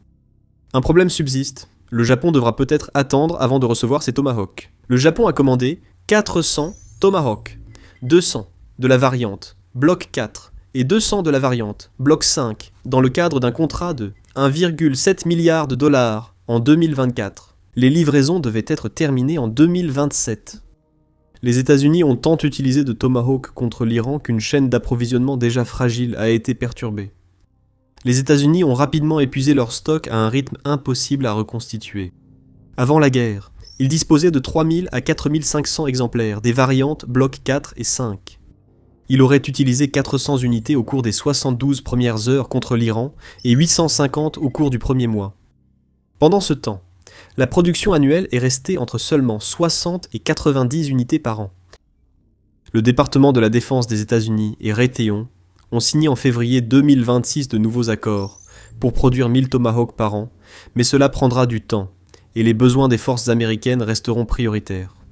Pour le Japon, la situation souligne l'importance stratégique de développer ses propres armes avancées. Nous avons déjà observé cela avec les difficultés de l'Ukraine à obtenir des missiles PAC-3 rares pour ses systèmes patriotes. La guerre contre l'Iran accentue la pression sur les stocks américains d'armes essentielles à la défense de leurs alliés. On comprend pourquoi les dirigeants du monde entier, de l'Union européenne au Japon, appellent à une autosuffisance en armement comme celle que l'Ukraine a dû développer. Les nouveaux missiles type 25 du Japon ont déjà donné à Xi, Kim et Poutine de quoi réfléchir davantage. L'armée chinoise est décimée de l'intérieur alors que le dirigeant du pays, Xi Jinping, mène de vastes purges parmi les hauts responsables. Personne ne semble être à l'abri, car même les généraux les plus respectés, avec des décennies d'expérience, sont poussés vers la sortie. Xi pense que cette approche aidera à construire une armée plus loyale, moderne et efficace. Il se trompe. De nombreux experts soutiennent au contraire que ces agissements détruisent la force fondamentale et la cohésion de l'armée. Cela fait reculer l'armée populaire de libération, l'APL, de plusieurs décennies et plonge les forces armées chinoises dans une crise dont elles pourraient ne jamais se remettre. Alors, pour comprendre cette histoire, la première question à laquelle il faut répondre est pourquoi ? Pourquoi ? Alors que la Chine développe son armée, construit la plus grande marine du monde et projette plus de puissance que jamais auparavant, pourquoi Xi Jinping prendrait-il le risque de déstabiliser sa propre armée ? La réponse, tout simplement, tient au contrôle. En 2017, lors du 19e congrès du parti, Xi Jinping a exposé ses plans pour la construction d'une force militaire véritablement de classe mondiale. D'ici 2020, il voulait que les forces terrestres de l'APL soient entièrement mécanisées, avec des véhicules blindés de pointe et des technologies de l'information avancées ouvrant de nouvelles capacités stratégiques. D'ici 2035, il prévoit que la modernisation complète de l'armée sera achevée. Et d'ici 2049, qui marque également le centenaire de la fondation de la République populaire de Chine, un niveau de classe mondiale aura été atteint. Grâce à la modernisation et à l'investissement dans des systèmes de pointe, Xi espère voir l'armée chinoise réaliser son potentiel et devenir l'une des forces de combat les plus redoutables jamais réunies. Elle ne sera peut-être jamais capable d'égaler l'armée des États-Unis, mais Xi veut au moins réduire l'écart entre les deux nations. Cela permettra, en théorie, à la Chine d'avoir plus de pouvoir et de liberté pour poursuivre ses objectifs stratégiques à long terme, notamment la très discutée réunification avec Taïwan, avec moins de risques d'interférence de la part des ennemis du pays. Mais Xi ne veut pas seulement une armée plus puissante et plus high-tech, il veut aussi une armée qui élève les standards de discipline, de professionnalisme et de loyauté. Il veut une armée qui ne dit jamais non, dans laquelle chaque membre du personnel, du plus humble des recrues jusqu'aux officiers les plus hauts gradés, est entièrement dévoué à la cause et prêt à obéir sans réserve à tous les ordres reçus du parti au pouvoir, sans poser de questions ni hésiter. Une armée qu'il contrôle lui et lui seul. Il n'y a pas de place dans une telle armée pour les esprits libres, pour ceux qui pourraient perturber l'ordre ou aller à contre-courant. Ainsi, ces personnes-là sont en train d'être systématiquement éliminées à l'heure où nous parlons. Sommes-nous déjà en pleine Troisième Guerre mondiale ? À lire l'actualité, on a l'impression de vivre dans des réalités très différentes. Suivre l'actualité n'est même plus le plus difficile. C'est de comprendre ce qui est réellement vrai. Prenez cette histoire, couverte par près de 200 sources de tous horizons. Elle rapporte que l'armée américaine affirme que son blocus des ports iraniens a complètement stoppé le commerce économique en 36 heures. Mais seulement un jour plus tôt, une autre histoire, principalement couverte par près de 80 sources, la plupart étant de gauche, affirmait que le trafic maritime dans le détroit d'Ormuz avait à peine été affecté le premier jour du blocus. Alors, qu'en est-il vraiment ? Arrêt total ou simple perturbation ? Les deux sont-ils possibles ? Cette divergence dans la couverture médiatique est précisément la raison pour laquelle nous utilisons Ground News pour nous aider à rester informés sur les multiples conflits actifs dans le monde. Voir un seul de ces titres donnerait un point de vue unique et une compréhension très différente de la situation. Ground News recueille des milliers d'articles chaque jour et les organise par sujet en vous montrant le biais, la fiabilité et la propriété de chaque source afin que vous puissiez voir tous les points de vue au même endroit. Nous utilisons souvent la fonctionnalité Blind Spot, qui montre les sujets très couverts par un côté du spectre politique, mais peu évoqués par l'autre. Peu importe où vous vous situez politiquement, sortir de la bulle de filtrage vous permet de mieux comprendre ce qui se passe réellement. Et c'est extrêmement important lorsqu'il s'agit de percer le brouillard de la guerre. Alors, rendez-vous sur ground.news/militaryground.news, Military Show, ou scannez le code QR pour bénéficier de 40% de réduction sur le forfait Vantage à accès illimité. Et cela fait baisser le prix à moins que celui d'une tasse de café. Alors, essayez Ground News par vous-même. Cela a commencé en 2022 et continuera jusqu'en 2026. Xi Jinping a orchestré une purge sans précédent de la direction militaire chinoise, avec plus de 100 officiers supérieurs et des dizaines de généraux et de lieutenants généraux démis de leurs fonctions, et des dizaines d'autres actuellement portés disparus ou faisant l'objet d'une enquête. Il ne s'agit pas seulement d'officiers choisis au hasard ou de personnes de rang inférieur, mais de certains des chefs militaires les plus expérimentés de Chine. À la fin de 2024, par exemple, l'ancien ministre de la Défense du pays, Wei Fenghe, a fait l'objet d'une enquête pour corruption. Et il a finalement été expulsé du Parti communiste chinois, le PCC, avec son grade de général dans la force des fusées qui lui a été retiré. Le successeur de Wei, Li Shangfu, a également disparu mystérieusement de la vie publique en 2023 avant d'être démis de ses fonctions et expulsé du parti, établissant ainsi un record en tant que ministre de la Défense nationale ayant servi le moins longtemps de l'histoire. Liu Qiao, commandant de la force des fusées de l'Armée populaire de libération, a été un autre grand nom à tomber, étant officiellement expulsé du parti en juillet 2024, et en 2025, la purge s'est accélérée, avec de nombreux généraux, dont He Weidong et Miao Hua, accusés de ce que le PCC a qualifié de crimes extrêmement graves. 2026 n'a montré aucun signe d'un ralentissement de cette tendance. En fait, en janvier, la Chine a annoncé la destitution de deux des principaux généraux de sa commission militaire centrale, Liao Zhenli et Jiang Yusha. Liu a consacré toute sa vie à l'armée, s'engageant dans l'APL en 1983 et obtenant son diplôme de l'Université nationale de défense de l'APL un an plus tard. Il a ensuite joué un rôle essentiel dans les conflits sino-vietnamiens qui ont duré tout au long des années 1980 jusqu'en 1991, aidant notamment à défendre la ligne contre pas moins de 36 assauts vietnamiens distincts. Au fil des années, il a gravi les échelons, devenant chef d'état-major de la 65e armée de groupe en 2009, chef d'état-major de la police armée populaire en 2015, chef d'état-major de la force terrestre de l'APL plus tard la même année, et chef d'état-major du département d'état-major interarmée de la CMC en 2023, Zhang a connu une carrière tout aussi réussie. Fils du général Zhang Zhongshen, une autre figure très respectée et décorée de l'APL, Zhang a rejoint l'armée en 1968 et a combattu lors de la guerre sino-vietnamienne. Là-bas, alors qu'il n'était encore qu'au milieu de la vingtaine et qu'il servait comme commandant de compagnie, Zhang a fait preuve d'une aptitude tactique remarquable, bien au-delà de son âge. Son unité a été immobilisée en tentant d'attaquer une position fortifiée sur une colline.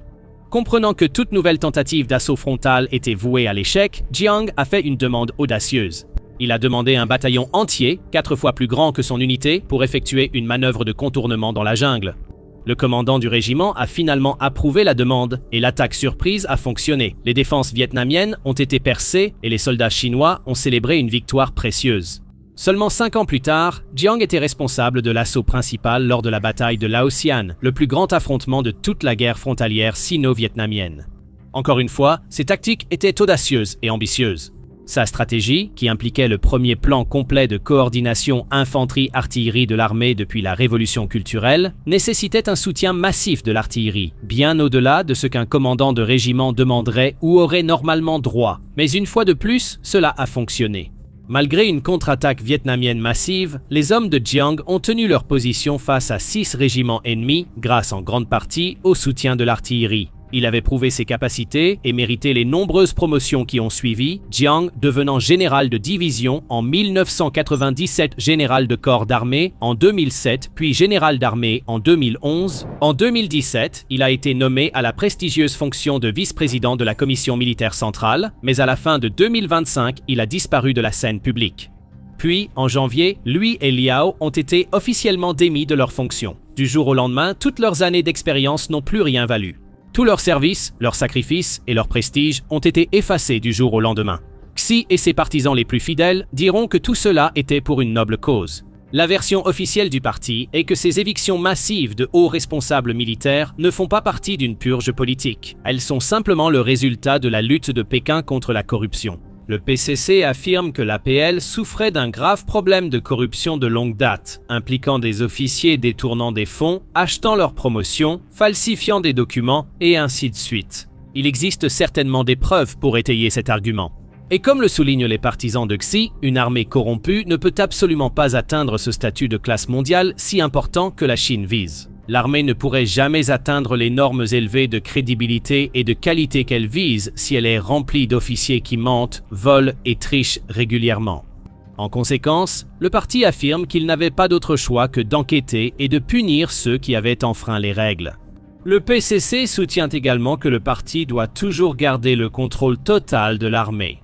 Il ne peut y avoir aucun risque de coup d'État ou de chaîne de commandement fragmentée, ce qui constitue une autre justification supposée pour l'éviction continue des officiers supérieurs et leur remplacement par des personnes qui n'ont peut-être pas autant d'expérience mais qui sont considérées comme plus loyales et dignes de confiance. De nombreux analystes, cependant, soutiennent que la position du parti ne résiste pas à un examen approfondi. La Jamestown Foundation, par exemple, a publié une longue analyse intitulée « Les divergences de Jiang Yoshua avec Xi Jinping ont conduit à sa purge » en utilisant des données issues de sources ouvertes provenant de diverses sources officielles chinoises pour étayer cette affirmation. Les accusations contre Jiang et d'autres personnalités liées à la purge concernent davantage des désaccords avec les politiques de Xi Jinping que la corruption. En effet, le rapport a souligné que Jiang et Liao avaient tous deux résisté à des directives qu'ils jugeaient irréalistes, notamment en ce qui concerne une possible invasion de Taïwan d'ici 2027, Jiang estimant que 2035 était un objectif bien plus réaliste.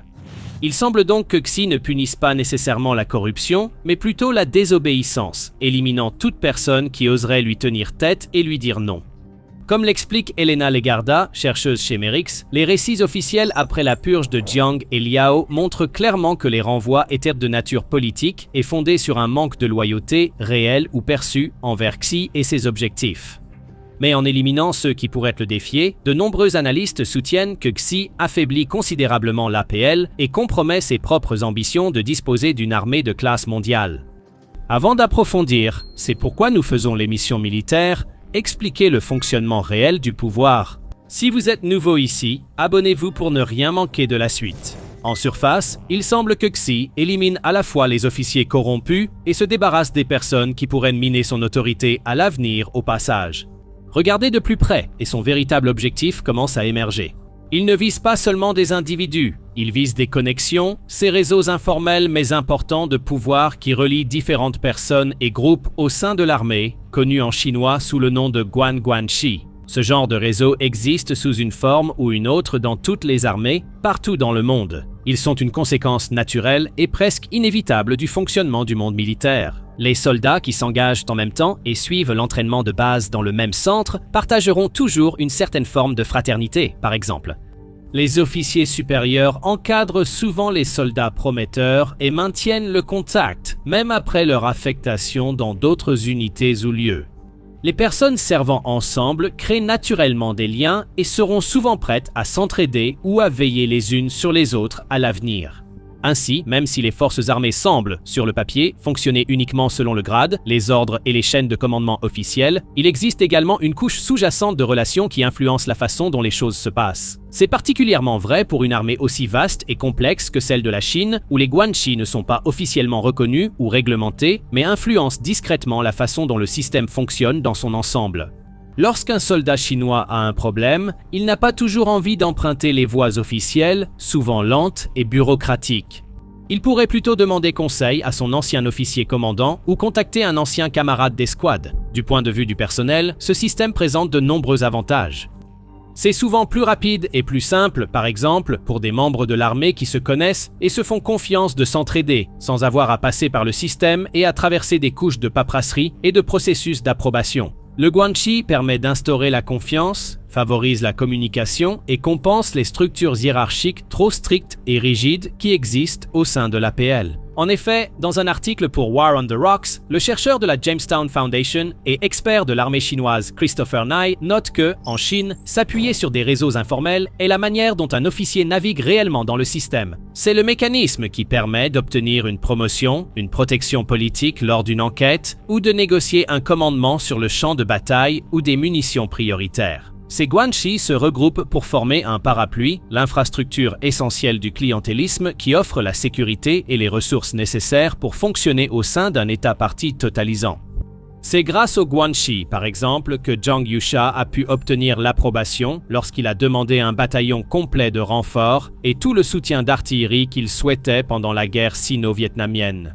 Il était le fils d'un général célèbre et respecté. Il avait un réseau de relations et il a demandé des faveurs à des personnes qui connaissaient le nom de son père. Par la suite, Jiang a continué à exploiter ses relations pour atteindre ses objectifs. Par exemple, alors qu'il était commandant de la région militaire de Shenyang, à la fin des années 2000, Jiang a dirigé un programme de logement militaire qui consistait à utiliser des terrains militaires pour organiser d'énormes accords de construction entre le gouvernement local et des promoteurs immobiliers. Cela a grandement aidé le personnel militaire en fournissant des logements essentiels à des milliers d'officiers, et Jiang a su contourner des contraintes formelles qui auraient normalement rendu cela presque impossible. Il y a eu d'innombrables autres histoires similaires tout au long de l'histoire militaire chinoise, dans lesquelles les réseaux personnels ont aidé le personnel à surmonter les obstacles bureaucratiques ou à accomplir des choses qui n'auraient tout simplement pas été possibles s'ils avaient agi selon les règles rigides du système.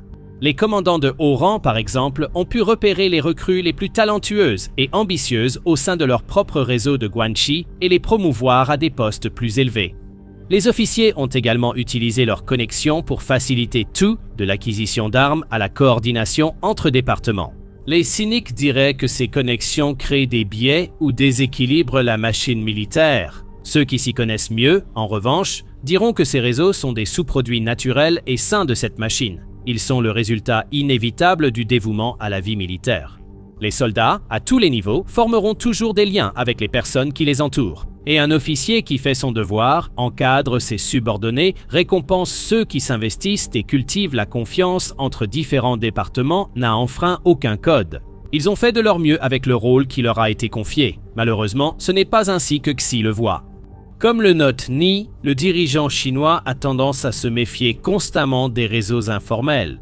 Pour lui, il y a toujours un certain niveau de risque associé aux guanxi, car si suffisamment de hauts gradés forment leur propre réseau et clan, ils pourraient consolider leur pouvoir pour défier les ordres du parti ou façonner l'armée selon leur vision et non selon la sienne. L'armée idéale de Xi Jinping est une armée dans laquelle le haut commandement est atomisé, avec des officiers et des responsables compétents, remplaçables et farouchement loyaux uniquement envers le dirigeant suprême.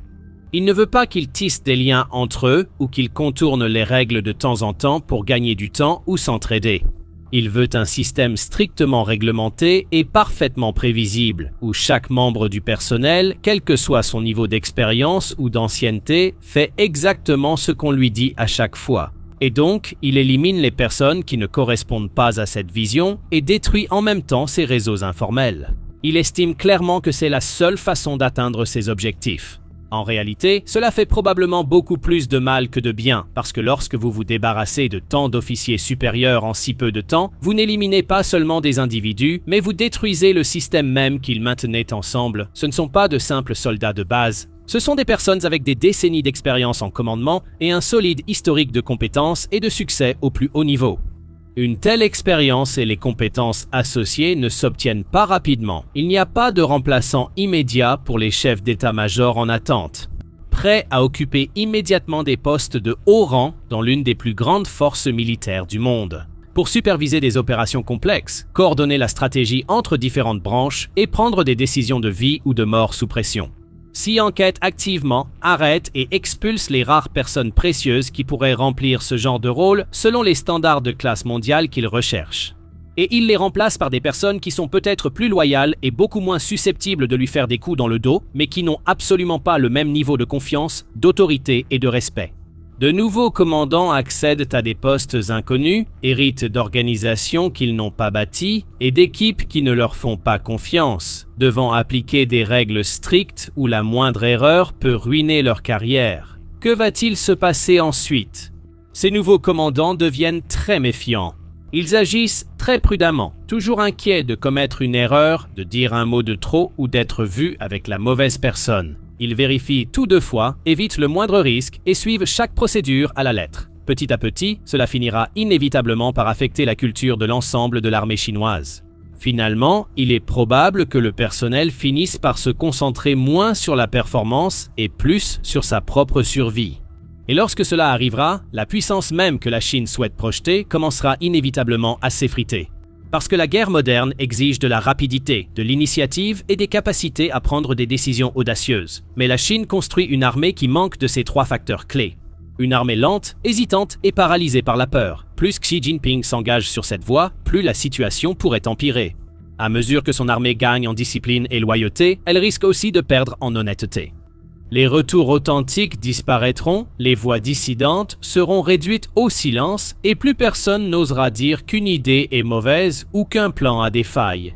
À la place, Xi aura une armée de courtisans louant chacun de ses gestes, terrifiés à l'idée de montrer ne serait-ce que la moindre trace de désaccord. C'est une dynamique extrêmement dangereuse, car s'il n'y a personne pour dire la vérité, la Chine pourrait prendre d'importantes décisions militaires sur la base de mensonges.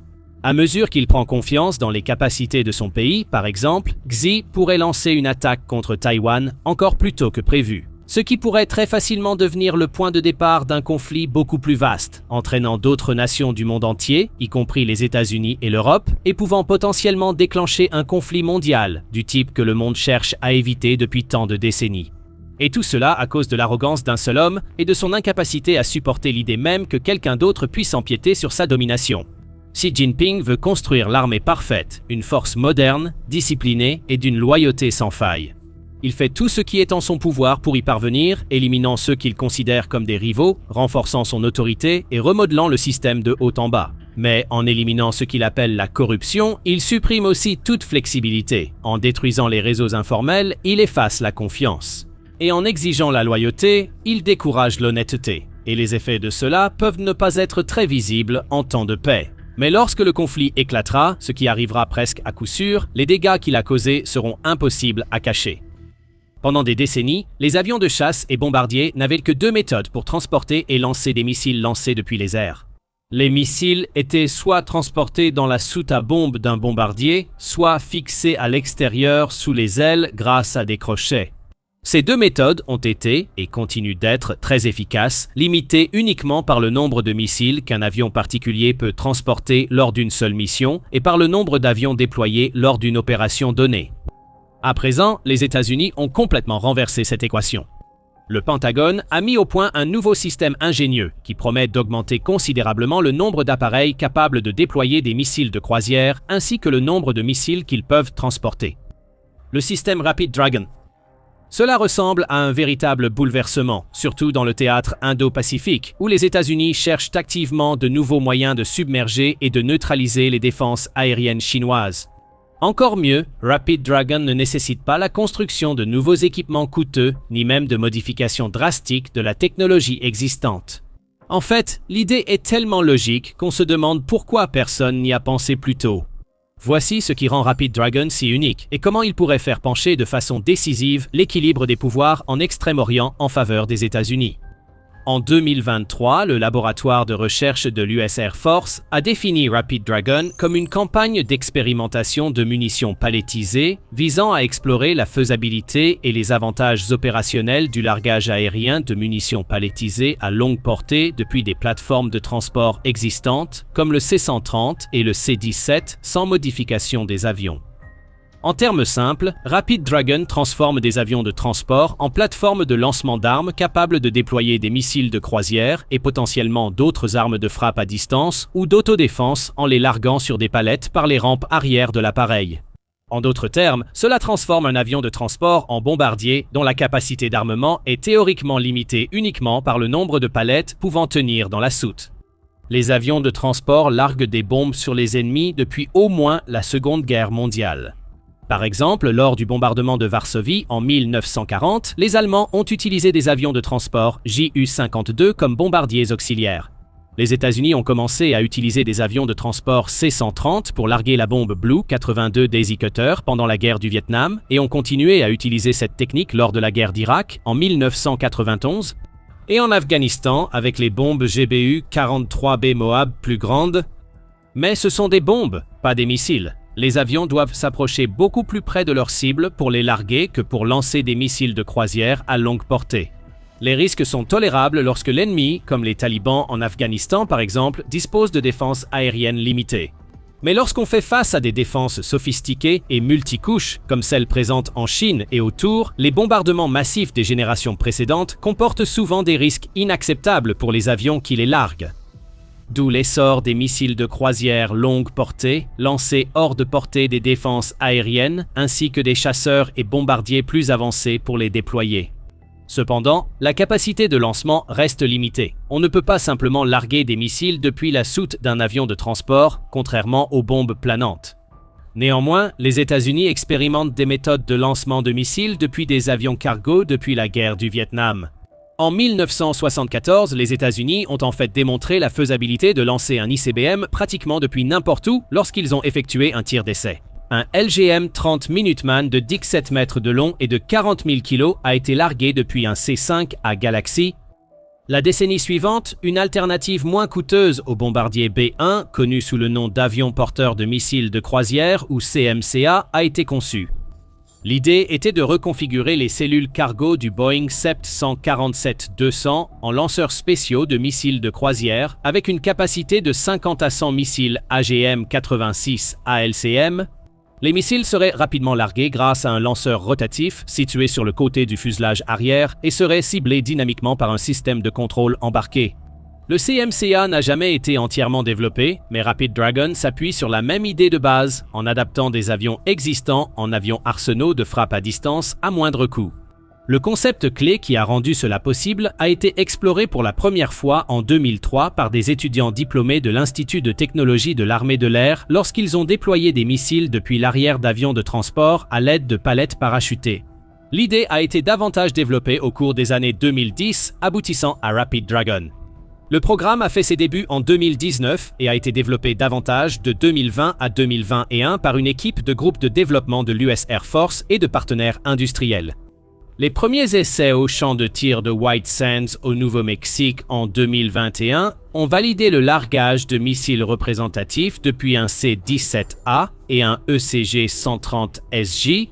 À la fin de 2021, le concept était prêt pour des essais de tir réels. Lors de son premier et dernier essai de tir réel au-dessus du golfe du Mexique le 16 décembre 2021, un Rapid Dragon armé a reçu des données de cible d'un poste de commandement et de contrôle distant en vol à bord d'un avion cargo MC-130J. Il a ensuite utilisé ces données pour cibler son missile AGM-158B Joint Air to Surface Standoff Missile, ou missile JASSM, qui a été largué depuis les airs et a déployé avec succès ses charges utiles, un missile réel détruisant sa cible navale. Un peu moins d'un an plus tard, en novembre 2022, le premier tir réel a eu lieu sur le théâtre européen. Une démonstration de largage aérien d'un JASSM depuis un MCU-130J sur une palette Rapid Dragon a été réalisée au champ de tir spatial d'Andøya en Norvège dans le cadre des exercices militaires Atrius 2022. Et maintenant, en 2026, la phase d'expérimentation est terminée et Rapid Dragon est prêt à entrer en action. En avril 2026, le Centre de gestion du cycle de vie de l'US Air Force, ou AFL-AFL-CMC, a annoncé la création de Dragon Cart, le programme officiel visant à armer les avions de transport avec ce qu'on appelle des munitions palettisées.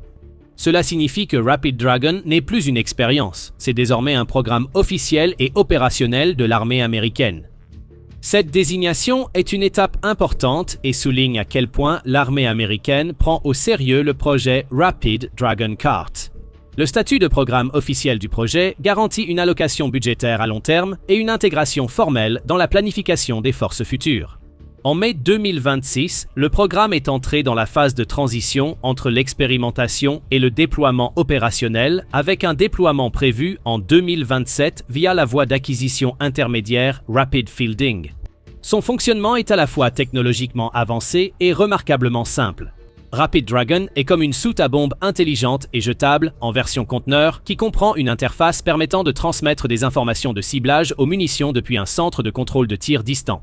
Les missiles sont chargés dans des modules de lancement palettisés qui sont ensuite chargés à bord d'avions de transport. Le chargement utilise les systèmes de manutention de fret standard déjà répandus dans la flotte du Air Mobility Command. Larguée depuis la rampe arrière, la palette se stabilise sous parachute puis libère les missiles de croisière un à un en vol. C'est une solution assez simple et peu technologique, non? En effet, le système emploie des avions de transport militaire américains standard non modifiés et le lancement des missiles ne demande aucune compétence supplémentaire à l'équipage par rapport au largage habituel de fournitures ou véhicules. Mais ne minimisons pas l'ingéniosité technologique et procédurale qui rend cela possible. À la différence de nombreux anciens programmes de défense, DragonCart vise à optimiser les droits de propriété intellectuelle et le contrôle technique du gouvernement. Selon Kent Muller, le responsable de l'ingénierie système et architecte du programme DragonCart, DragonCart est littéralement le rêve numérique devenu réalité. Ce système est issu de modèles d'ingénierie système fondés sur la modélisation. L'ingénierie système basée sur la modélisation, ou MBSE, est une méthodologie qui utilise des modèles formels plutôt que des documents pour définir, concevoir et vérifier des systèmes complexes.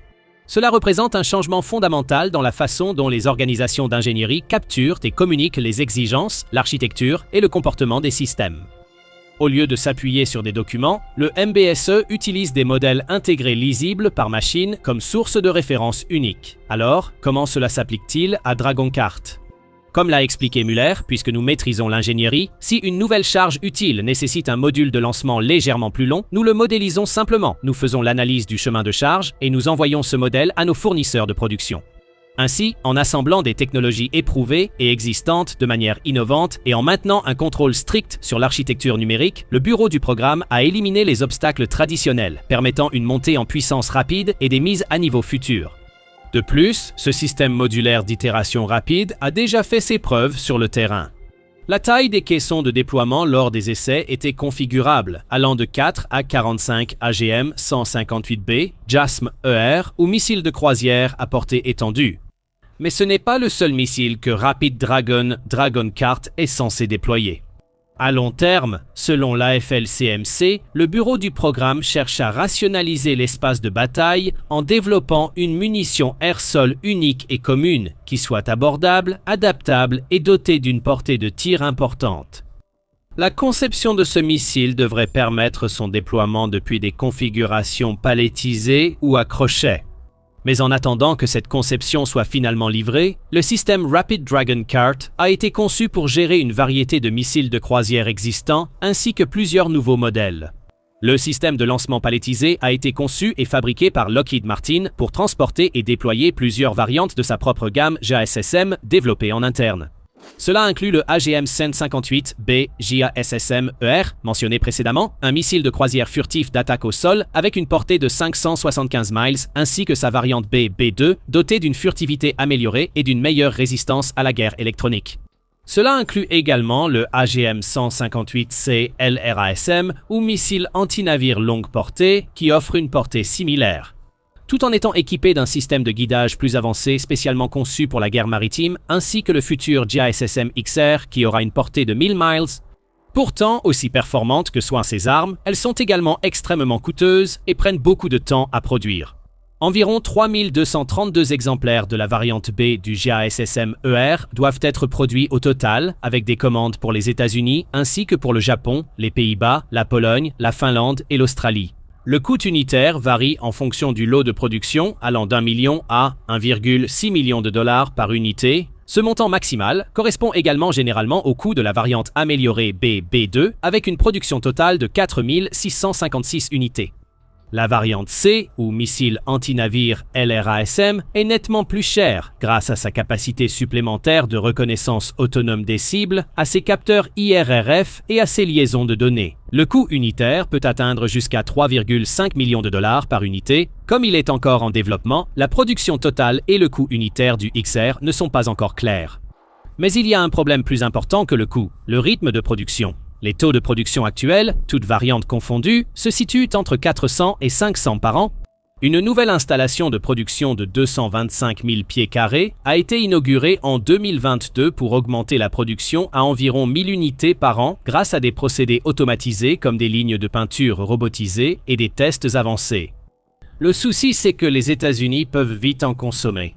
Au cours des 4 semaines de bombardements actifs dans le cadre de l'opération Epic Fury contre l'Iran, on estime que les États-Unis en ont consommé 45% de son stock de missiles de frappe de précision, la moitié de ses intercepteurs Tchad, près de la moitié de son inventaire de missiles de défense aérienne Patriot Pack, environ 30% de ses Tomahawks et plus de 20% de ses missiles JASSM à longue portée. Il faudrait des années pour reconstituer ces stocks, même avec des cadences de production accrues. Les évaluations internes du Pentagone tirent déjà la sonnette d'alarme sur le risque à court terme de manquer de munitions. Si la guerre dans le Golfe Persique reprend pour une période prolongée, ou si les États-Unis s'engagent dans d'autres conflits, par exemple à Taïwan, le problème pourrait devenir encore plus aigu très rapidement. Maintenant, si vous recherchez des mises à jour quotidiennes de l'actualité et des analyses approfondies sur les développements militaires et géopolitiques les plus importants, assurez-vous de vous abonner à la chaîne. Sur The Military Show, vous trouverez certains des contenus militaires les plus détaillés, précis et pertinents sur YouTube. Le Rapid Dragon va sûrement accroître le nombre de missiles déployés rapidement par les États-Unis. Le F-22 Raptor peut emporter 8 missiles lors des missions RR, 6 AIM-120 AMRAAM et 2 AIM-9 Sidewinder. Le F-35 Lightning II transporte 4 missiles RR AM-120 AMRAAM en interne lorsqu'il opère en mode furtif maximal. Un nouveau support latéral portera le total interne à 6 AMRAAM, mais les armes à courte portée comme le Sidewinder doivent être montées sur des pylônes d'aile externes, ce qui compromet le profil furtif de l'avion face au radar. Le B-52 Stratofortress peut transporter jusqu'à 20 missiles de croisière JASSM, 8 en interne et 12 en externe, ou 24 JASSM-ER ou LRASM en interne. Sa capacité de charge externe est en cours de modernisation pour transporter des charges encore plus lourdes. Le B-1B lancé peut transporter 24 missiles de croisière JASSM-ER ou LRASM en interne, mais avec de nouveaux pylônes externes, sa capacité totale pourrait passer à 36 missiles. C'est une puissance de feu redoutable, mais voilà le hic. Parmi les bombardiers capables d'emporter des JASSM, les États-Unis ne disposent que de 75 B-52 et de 45 ou 46 B-1B lancés en service actif. Désormais, en effet, le projet Rapid Dragon Cart va augmenter considérablement ce total en transformant des centaines d'avions de transport de fret en bombardiers auxiliaires. Les États-Unis disposent d'une flotte massive d'avions de transport en service, comprenant 222 C-17A, Globemaster, 351 C-130J, Super Hercule, 126 C-130H, Hercule 57 MC-130J et 39 HC-130J. Tous ces appareils peuvent potentiellement être transformés en bombardiers simplement en chargeant des palettes Dragon Cart dans la soute à la place du fret habituel. Les États-Unis disposent également de 52 C-5M Super Galaxy en service. Leurs heures de service diminuant, ils seront probablement réservés au transport stratégique plutôt qu'utilisés comme bombardiers. Ces avions cargo pourraient fortement accroître le nombre de missiles déployés lors d'une mission avec plusieurs appareils. Un C-130 pourrait lancer 12 missiles de croisière JASSM depuis une distance de sécurité comprise entre 1000 et 1900 km de la cible grâce à l'utilisation de 2 palettes Rapid Dragon. Le plus grand C-17 pourrait accueillir 4 palettes Rapid Dragon, chacune transportant 9 missiles pour une charge utile totale de 36 missiles avec des ogives de 500 kg chacune. Mais cela ne sert à rien de construire toute cette capacité supplémentaire de lancement de missiles si des quantités suffisantes de ces missiles ne sont pas disponibles et qu'il pourrait falloir des années et des milliards de dollars pour les reconstituer. Ainsi, comme indiqué plus tôt, les États-Unis prévoient à long terme de concevoir un missile unique, économique et facile à produire à grande échelle pour le système Dragon Cart. En attendant, ils accélèrent le développement de plusieurs autres options de missiles à faible coût et hautement évolutives pour une utilisation dans les palettes. Quand il s'agit d'obtenir ces missiles, les États-Unis investissent réellement comme ils le disent. Le Pentagone compte dépenser 12 milliards de dollars pour acquérir près de 28 000 missiles de croisière bon marché en 5 ans afin de compléter son stock de JASSM combinant options transportées et palettisées. Les États-Unis ont plusieurs programmes en cours pour développer ces missiles à faible coût. En ce qui concerne le projet Dragon Cart, l'AFL-AFLCMC a spécifiquement identifié la famille de munitions de masse abordable, ou FAM, développée dans le cadre de l'initiative Extended Range Attack Munition, ou ERAM, comme la famille de missiles privilégiés pour les futurs déploiements de Dragon Cart. En particulier, en mai 2026, le Pentagone a lancé le programme de missiles conteneurisés à faible coût, ou LCCM, en collaboration avec les fabricants de défense Anduril, Coaspir, Leidos et Zone 5. Il collaborerait aussi avec Castilian pour développer des solutions hypersoniques abordables à grande échelle. Au total, le Pentagone prévoit d'acquérir 10 000 missiles dans le cadre du programme en 3 ans. C'est une tâche colossale. Mais quel type de missile peut-on s'attendre à voir dans la gamme LCCM? Anduril a annoncé que sa contribution au programme sera la version à lancement depuis la surface de son missile Barracuda 500M, une arme qui peut également être lancée depuis les airs. Le missile a une capacité de charge utile déclarée allant jusqu'à 100 livres et une portée maximale attendue de lancement aérien pouvant atteindre 500 miles. La société affirme qu'elle prévoit de livrer au moins 1000 de ces armes à l'armée américaine au cours de chacune des 3 prochaines années. Lidar déclare qu'il fournira une conception LCCM qui s'appuie sur les travaux existants concernant son missile de croisière, léger AGM-190, à Small Cruise Missile SCM lancé depuis les airs, également connu sous le nom de Black Arrow. Développé à l'origine pour le commandement des opérations spéciales des États-Unis, ou SOCOM. Le missile transporte une munition d'environ 200 livres et a atteint une portée de plus de 400 000 nautiques lors des essais. L'entreprise prévoit de livrer 3000 de ces unités dans le cadre du nouveau contrat cadre. On ne sait pas encore quel modèle Coaspir et Zone 5 livreront finalement, mais il est probable qu'il s'agira de modifications des missiles déjà développés par l'entreprise pour le programme ERAM. Et cela semble être une perspective passionnante. Le modèle ERAM de Coaspir, appelé le missile de croisière rapidement adaptable et abordable, ou RACAM, a été conçu par Coaspir. C'est un missile de croisière modulaire et économique, utilisant l'impression 3D pour réduire les coûts et accélérer la production. La variante ER, ou portée étendue, aurait une portée de plus de 1000 miles. Le Rusty Dagger a été apparemment construit pour être fourni à l'Ukraine, mais il a ensuite trouvé une utilisation nationale dans le cadre du programme ERAM. On pense qu'il a une portée comprise entre 150 et 280 miles, une charge utile d'environ 500 livres et une ogive à fragmentation explosive avec au moins un certain degré de capacité de pénétration. Concernant la montée en puissance abordable des options hypersoniques du budget, Castilian fabrique à moindre coût le missile hypersonique Blackbird. Peu de spécifications exactes ont été révélées, mais nous pouvons en déduire certaines à partir des documents officiels. Selon le budget proposé par l'armée pour l'exercice fiscal 2026, l'objectif du Blackbird GL, ou version sol-sol, est de fournir environ 80% des capacités du missile de frappe de précision incrément 4, mais à un coût nettement réduit. L'incrément 4 vise à augmenter la portée du PRSM de 310 miles à 620 miles. Donc, 80% de cette capacité donnerait au Blackbird une portée d'environ 500 miles. On ne sait pas encore quel type de charge utile il embarquera. Le nouveau missile de croisière JJDAM-LR de Boeing et sa variante de frappe maritime semblent également être des options adaptées pour une utilisation avec le système Rapid Dragon. Les deux peuvent délivrer des ogives de 500 livres sur des cibles situées à 375 miles de distance. Le système Dragon Cart offre désormais aux États-Unis un moyen d'augmenter nettement le nombre de missiles de croisière déployés, en élargissant le nombre d'avions pouvant les lancer. Mais cela a aussi des implications stratégiques, surtout face à un rival de niveau comparable comme la Chine. C'est d'ailleurs assez ironique puisque le nom Rapid Dragon a une origine chinoise. Il est dérivé d'une arme de siège chinoise du Xe siècle capable de tir en salve, connue sous le nom de Jilong-Jilongche ou char du dragon rapide. C'était une sorte d'arbalète capable de lancer simultanément un grand nombre de projectiles à longue portée depuis une distance sûre.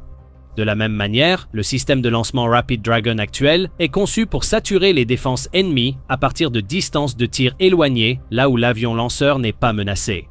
Il peut être déployé rapidement en utilisant les flottes de transport aérien existantes pour offrir la possibilité d'augmenter considérablement les attaques de masse à un coût et une formation minimaux. En plus de fournir plus rapidement des bombardiers, Dragon Cart offre aussi aux États-Unis une plus grande variété pour des attaques à plusieurs volets. Les États-Unis peuvent désormais combiner des palettes de missiles de croisière à faible coût avec des JASSM-ER et des LR-LRASM de gamme supérieure. Les armes moins coûteuses pourraient aider à saturer l'espace aérien ennemi, tandis que les JASSM-ER furtifs et les LR-LRASM traqueraient des cibles plus lucratives. L'utilisation d'avions cargo introduit déjà de l'ambiguïté dans les calculs de ciblage des adversaires. Ces C-17 censés livrer des fournitures aux troupes américaines de la région, pourquoi sont-ils prêts à ouvrir la trappe et lancer des dizaines de missiles de précision? Les planificateurs opérationnels chinois ne peuvent être certains de ce que font ces avions ni des missiles qu'ils pourraient lancer. Combiné à des liaisons de données sécurisées et des architectures de ciblage en réseau, DragonCart soutient aussi les concepts de guerre distribuée, de plus en plus centraux dans la planification opérationnelle américaine. En dispersant les frappes à longue portée via des flottes d'avions de transport, plutôt que sur quelques bombardiers ou chasseurs tactiques, les États-Unis accroissent leur capacité offensive et compliquent la défense contre ces frappes. C'est un véritable grain de sable dans les plans des réseaux chinois d'interdiction d'accès et de déni aérien, patiemment et coûteusement construits pour compliquer les opérations aériennes américaines à travers l'Indo-Pacifique. En dispersant la capacité de frappe à travers les flottes d'avions cargo, Washington complique la planification chinoise tout en préservant l'endurance opérationnelle lors de campagnes prolongées. Mais peut-être plus important encore, les palettes DragonCart ne nécessitent aucune modification des avions lanceurs, il n'y aura donc aucun coût de modification pour les flottes de transport américaines. Cela signifie également que les DragonCart peuvent être fournis aux alliés ou partenaires dans n'importe lequel des 63 autres pays qui exploitent des C-130, faisant de ce système un moyen très peu coûteux de fournir des capacités de frappe à distance aux forces partenaires également. Dans l'ensemble, c'est un système innovant et pragmatique qui permet aux États-Unis de garder une ou deux longueurs d'avance sur n'importe lequel de ses rivaux ou alliés. Nous allons bien sûr suivre de près les développements et vous tenir informés. Ce n'est certainement pas le seul développement militaire américain qui empêche le président chinois Xi Jinping de dormir la nuit. Regardez cette vidéo pour comprendre pourquoi les porte-avions les plus prisés de la Chine perdraient face à un navire de guerre américain des années 1970 et merci de nous avoir regardés.